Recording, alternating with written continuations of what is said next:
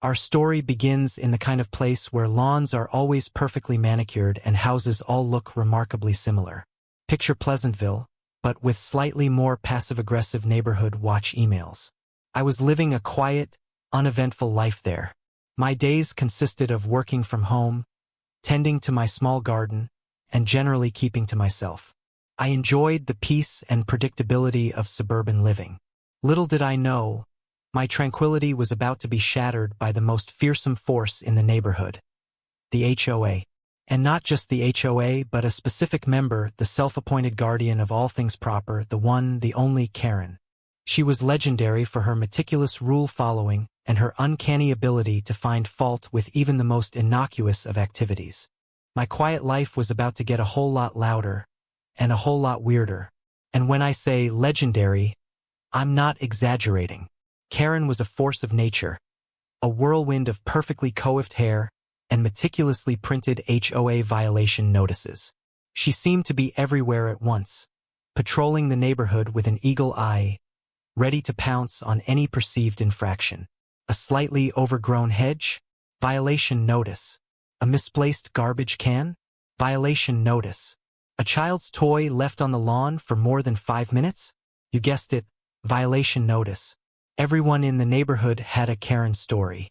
Some were funny, some were infuriating, but they all had one thing in common. Karen was always at the center of them, wielding her HOA power like a tiny, suburban tyrant.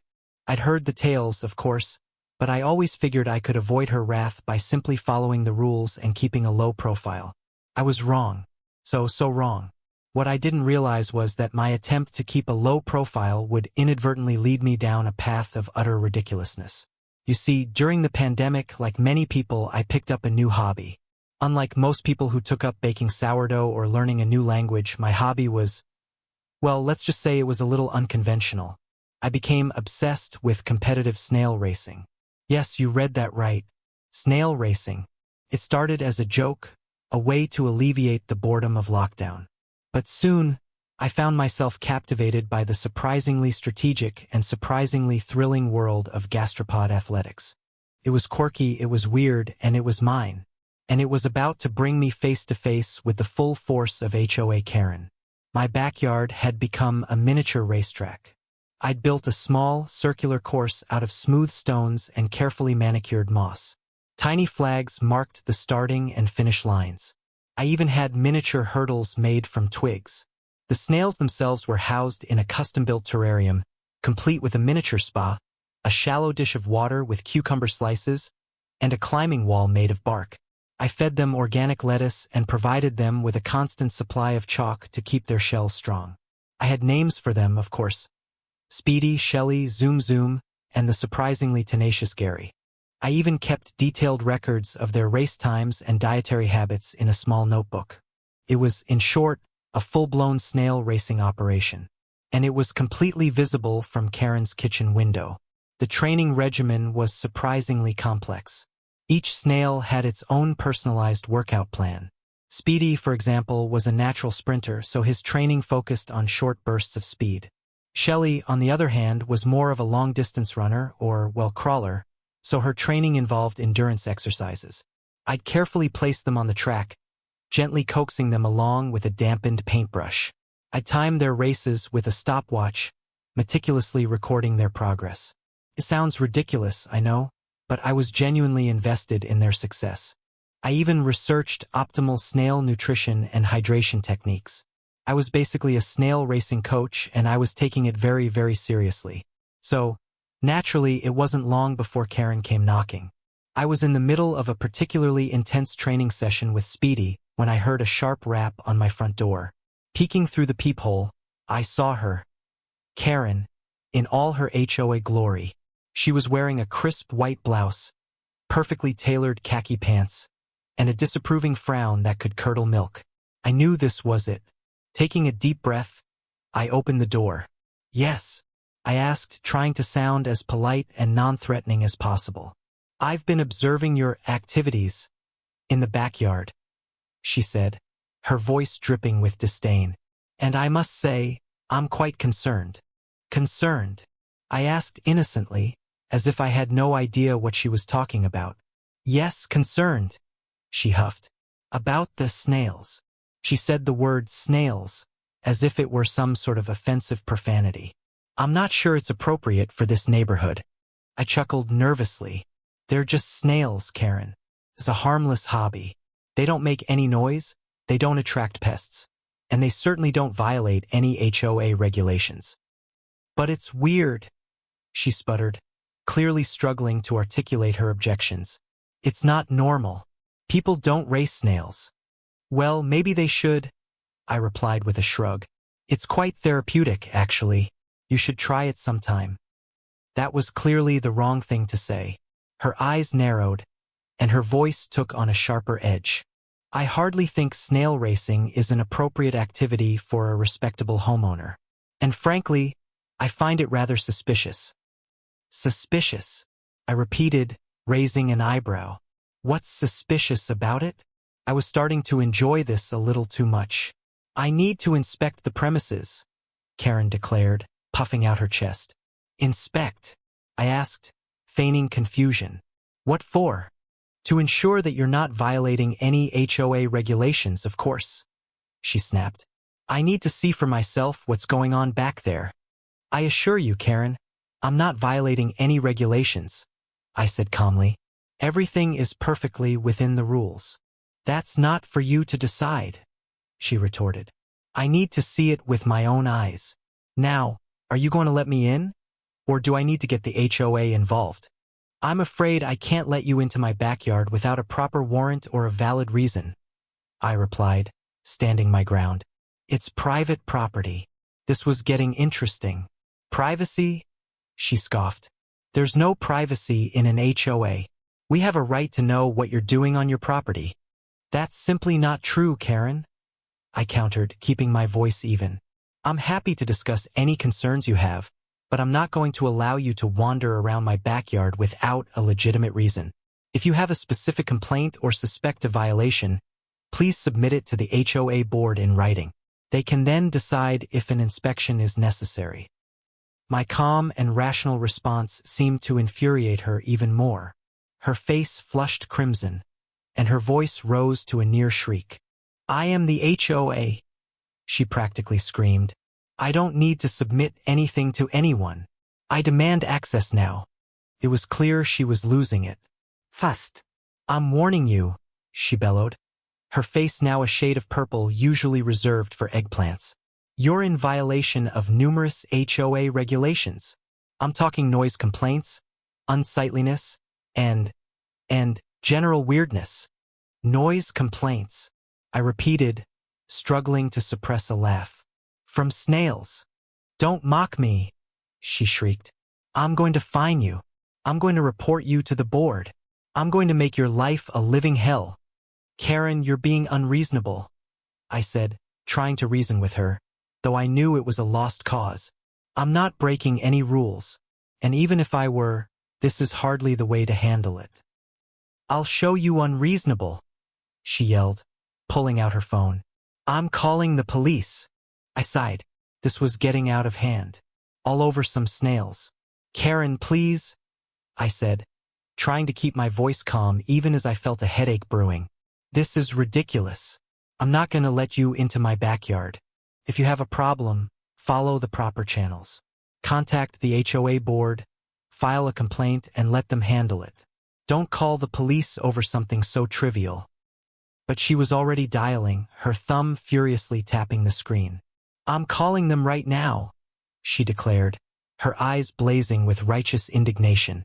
I'm telling them you're obstructing an HOA investigation and possibly hiding something illegal in your backyard. I just shook my head. You're wasting their time, Karen, I said.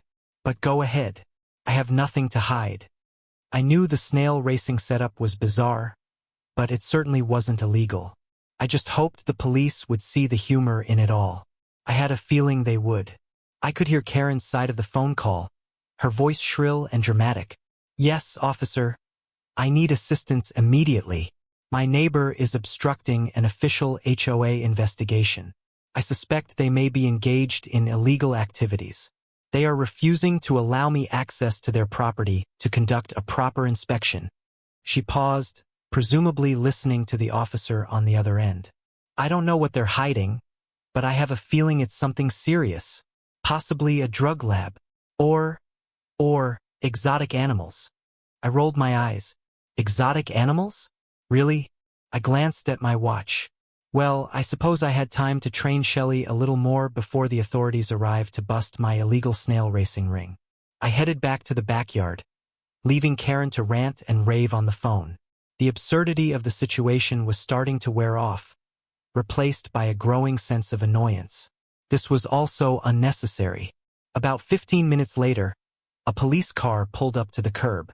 2 officers emerged, looking serious and professional. They approached my front door, where Karen was waiting, practically vibrating with indignation. I could see the officers exchange a glance, a subtle sign that they were already sensing the potential for a less than serious situation. They knocked on my door, and I opened it, offering them a polite smile. "Officers," I said, "I presume you're here about the situation." The taller of the 2 officers, a woman with a stern expression, nodded. "Yes, ma'am. We received a call about a possible obstruction of an investigation and other concerns." I could tell she was choosing her words carefully. They looked like they expected to find something very different. "Well, I can assure you, there's no obstruction or illegal activity going on here," I said calmly. "Just a slight misunderstanding. Perhaps I can explain," I continued, gesturing toward my backyard. "You see, I have a rather unusual hobby. I race snails, competitive snail racing.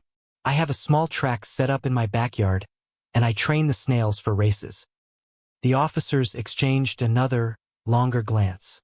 The woman's stern expression softened slightly, and I thought I detected the faintest hint of a smile. "Snail racing?" the male officer asked, his voice carefully neutral. "Yes," I replied, trying to keep a straight face. "It's a bit unconventional, I admit, but it's perfectly harmless. My neighbor, Karen, here seems to think it's a violation of some sort, but I assure you it's not. And I certainly don't have any drug labs or exotic animals hidden in my backyard." I glanced at Karen, who was fuming. "That's not true," Karen shrieked, her voice cutting through the air. "She's downplaying the situation. It's not just snail racing.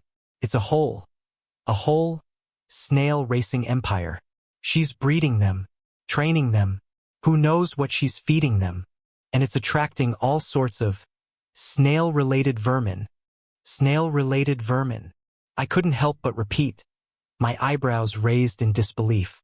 "Yes, I've seen them," Karen insisted, her eyes wide. "Giant, mutant slugs, and snail-eating birds. It's a biohazard waiting to happen." The officers looked at each other again, this time with a mixture of amusement and disbelief. I could tell they were struggling not to laugh. This was even more ridiculous than they had anticipated. The female officer cleared her throat, finally managing to compose herself. "Ma'am," she said to me, "would you mind if we took a look at this snail racing setup? Just to, verify that everything is as you say it is." "Not at all," I replied, trying to suppress a grin. "I'm happy to show you. Follow me." I led the officers through my house and out into the backyard. Karen trailed behind us, muttering about biohazards and HOA violations. As we stepped onto the patio, the full glory of my snail racing operation was revealed. I could see the officers' jaws drop slightly. This was going to be good. The miniature racetrack was even more impressive up close. The tiny flags fluttered gently in the breeze. The meticulously placed moss created a soft, verdant landscape. The terrarium housing the snails glistened in the sunlight. It was, in its own bizarre way, a work of art. I gestured proudly at the scene. "Behold," I announced, "the Snaildrome." The male officer let out a snort, quickly stifling it with his hand. The female officer bit her lip, trying to maintain her composure. Even Karen seemed momentarily speechless, her mouth agape in a mixture of horror and disbelief. I could practically hear the gears turning in her brain as she tried to find some way to weaponize this against me. So, I said, turning to the officers, what do you think? Biohazard or harmless hobby? The tiny track, barely a foot in diameter, was meticulously crafted. Each lane was clearly marked with different colored moss. The miniature flags, made from toothpicks and scraps of fabric, bore the names of the Snail athletes. I even had a tiny scoreboard displaying the current standings. The Snails themselves, Speedy, Shelley, Zoom Zoom, and Gary, were lined up in their starting positions, ready for their next race. They were, admittedly, not the most athletic-looking creatures, but they possessed a certain undeniable charm. The whole scene was so utterly ridiculous that it was impossible not to laugh. And that's precisely what the police officers did. The male officer was doubled over, tears streaming down his face. The female officer was leaning against the patio railing, clutching her stomach and gasping for air. Their laughter was loud, infectious, and utterly genuine. It was the kind of laughter that makes you forget all your troubles and just enjoy the moment. Even I found myself chuckling along with them, the tension of the situation finally melting away. Karen, however, was not amused. Her face was a mask of fury, her eyes narrowed into slits. She looked like she was about to explode, and in a way she was about to unleash the full force of her HOA wrath upon us all. But for now, all I could do was laugh. It was the only appropriate response to such a ridiculous situation. "This is not funny," Karen shrieked, her voice cracking with indignation. "This is a serious matter. This snail racing is a nuisance. It's unsightly, it's attracting vermin, and it's a clear violation of HOA Rule number 37, subsection B, paragraph 12, which states that any activity deemed detrimental to the aesthetic value of the community is strictly prohibited." She paused, gasping for breath. "I demand that you shut it down immediately," she continued, pointing a trembling finger at my snaildrome. "I will not rest until this abomination is removed from our neighborhood." The officers, still chuckling, exchanged another glance. It was clear that they were running out of patience with Karen's antics. This was, after all, a complete waste of their time. The female officer, still smiling, stepped forward. "Ma'am," she said to Karen, her voice surprisingly gentle. "With all due respect, snail racing is not illegal, and it doesn't appear to be causing any harm to the community. It's a bit unusual, perhaps, but it's not something we can or will do anything about." The male officer nodded in agreement. "This is a civil matter, ma'am," he added. "If you have a complaint about a possible HOA violation, you need to take it up with the HOA board. Calling the police is not the appropriate course of action." "But," Karen sputtered, clearly struggling to comprehend what she was hearing. "But it's snails." "Yes, ma'am," the female officer replied, her smile widening slightly. "We see that." "So, to be clear," the male officer said, stepping closer to Karen, "you need to take this up with your HOA. We can't enforce HOA rules. That's not our job. We're here to deal with actual crimes." "But it's a matter of principle," Karen insisted, her voice rising again. "This woman is violating the spirit of the HOA. She's bringing down property values. She's normalizing snails." The female officer sighed. "Ma'am, I think we've made ourselves clear. Snail racing is not a crime. Please, in the future, consider whether your concerns warrant police intervention before calling us. We have more important things to deal with." She turned to me and offered a small, apologetic smile. "Sorry for the trouble, ma'am. Have a good day." "But you don't understand," Karen persisted, ignoring the officer's polite dismissal. "This is a matter of principle. She's defying the HOA. She's undermining the very fabric of our community. You have to do something." "Ma'am," the male officer said, his voice now losing its patience. "We're not going to do anything. This is not a police matter. We're leaving now." He started to turn away, but Karen wasn't finished. "Fine," she shrieked. "But don't say I didn't warn you. When the snail-related vermin start overrunning the neighborhood, don't come crying to me. You'll all be sorry. I bit back a laugh. Snail-related vermin. What would she come up with next? The female officer stopped and turned back to Karen, her expression now stern. Ma'am, she said, her voice firm. We're going to issue you a warning. Calling the police for frivolous matters like this wastes valuable resources and takes us away from dealing with actual emergencies. If you continue to misuse the 911 system, you could face serious consequences. Karen seemed to deflate slightly, her bluster finally fading. She mumbled something about protecting the community, but didn't argue further. The officers exchanged one last knowing glance with me and then turned and walked back to their patrol car. As they drove away, I could have sworn I saw the male officer wipe a tear from his eye, still chuckling.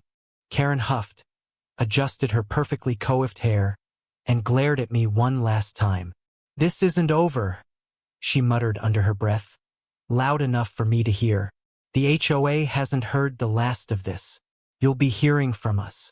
Prepare for the consequences. With that, she turned on her heel and marched back toward her house, her posture stiff and indignant. I watched her go, wondering what sort of HOA-related hell she was planning to unleash upon me. Venus? Lawsuits? Mandatory moss removal? The possibilities were endless. But for the moment, at least, I was victorious. I had successfully defended my right to race snails in my own backyard, and I had provided the local police with a much-needed dose of laughter. Before they got into their car, the female officer turned back and gave me a wide grin. Seriously, though, she said, that was the most ridiculous thing I've ever seen. Snail racing. Who knew? The male officer chimed in, still chuckling. Yeah, thanks for the laugh. We needed that. Good luck with the HOA. And watch out for those snail-related vermin. They both burst out laughing again, shaking their heads as they climbed into their patrol car. I waved goodbye, a smile plastered across my face. It was good to know that even in the midst of their serious jobs, they could still appreciate the absurdity of life. And I had provided them with a story they could tell for years to come. The legend of the Snaildrome and the HOA Karen. With the police gone and Karen safely back inside her house, I was finally able to return to my snail racing. Speedy, Shelley, Zoom Zoom, and Gary were patiently waiting for their next training session. I gently placed them back on the track, adjusting their tiny flags and offering them words of encouragement. The sun was shining, the birds were chirping, and the world felt a little bit brighter, thanks to the shared laughter and the absurdity of it all. I knew that Karen's threats were likely to materialize in some form or another, but for the moment, I was content. I had won this battle, and I would be ready for whatever the HOA threw my way. After all, I had a snail racing team to train, and a reputation to uphold. The next day, as I was tending to my snail athletes, I noticed a few of my other neighbors peeking over the fence, stifling giggles. One of them, Mrs. Henderson, even brought over a plate of organic lettuce for my snails, confessing that she'd always found Karen a bit overbearing. Another neighbor, Mr. Johnson, offered to help me build a sturdier racing track, claiming he was an expert in miniature construction. It seemed that my battle with Karen had inadvertently turned me into a local hero, or, at the very least, a local curiosity. Either way, I wasn't complaining. It was nice to know that I had some support in my corner, especially since I knew the war with the HOA was far from over. I knew this wouldn't be the end of it. Karen was not one to back down easily. I fully expected to receive a flurry of HOA violation notices, a summons to an emergency board meeting, and possibly even a lawsuit. But I was prepared. I had my snails, my supportive neighbors, and a newfound determination to stand my ground.